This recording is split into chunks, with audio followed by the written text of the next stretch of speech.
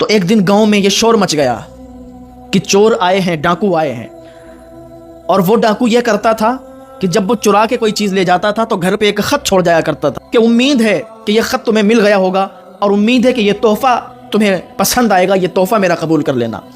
कोई भी चीज़ चुरा के ले जाता तो गांव में उसने इस तरीके से हड़कंप मचा दिया था, समझिए। गांव के लोग घरों से बाहर निकलने लगे, चौधरी के पास जाने लगे, चौधरी साहब गांव में चोरियां हो रही हैं। गांव वाले डरे हुए थे, लेकिन सबसे ज़्यादा चोरियां तो चौधरी के घर पे ही हो रही थी। चौधरी ने कहा डरो मत, मेरे घर पे भी चोरी हो रही हैं और हर दिन चोरी हो रही हैं।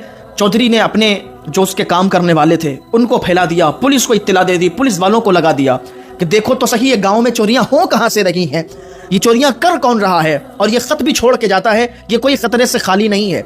जब खत मिला करता था तो लोगों का दिल दहल जाया करता था और खत में लिखा होता था कि मेरा ये तोहफा कबूल कीजिए।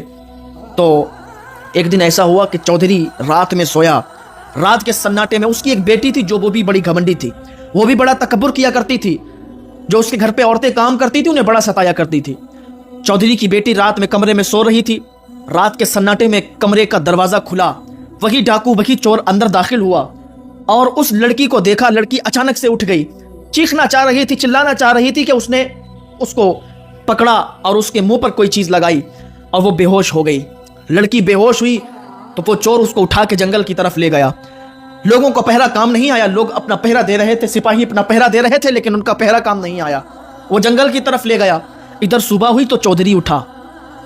जो घर पे काम करने वाले लोग थे उन्होंने जाके उसे जगाया, लेकिन अंदर से कोई आवाज़ नहीं आई। भागते हुए वो जो काम करने वाले उसके सिपाही थे आके चौधरी के पास कहते हैं कि वो तो अंदर से आवाज़ नहीं आ रही है, मसला क्या है। चौधरी भाग के जाता है, दरवाज़ा खटखटाता है, लेकिन अंदर से आवाज़ नहीं आती है। जब अंदर से आवाज़ नहीं आती है तो चौधरी डर जाता है और डर का माहौल उसके अंदर पैदा हो जाता है। इतनी ही देर में वो सिपाहियों को बुलाता और बुला के कहता है कि इस दरवाजे को तोड़ डालो। सिपाही आते हैं, दरवाजे को तोड़ते हैं, दरवाज़ा टूट जाता है। अंदर जो देखता है, चौधरी की निगाह जब अंदर जाती है कि हमारी बेटी मौजूद नहीं है।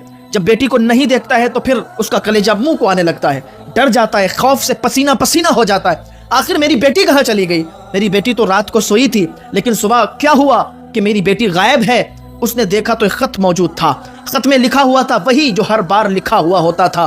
खत में लिखा था कि उम्मीद है कि तुम्हें यह खत मिला होगा और मेरा तोहफा तुम्हें कैसा लगा, मेरा तोहफा कबूल कीजिए।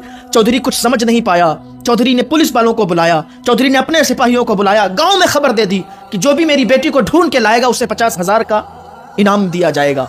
लोग उसकी बेटी को ढूंढने के लिए निकल गए, पुलिस वाले उसकी बेटी को ढूंढने के लिए निकल गए, उसके सिपाही उसकी बेटी को ढूंढने लगे, लेकिन किसी ने बेटी को नहीं ढूंढ पाया।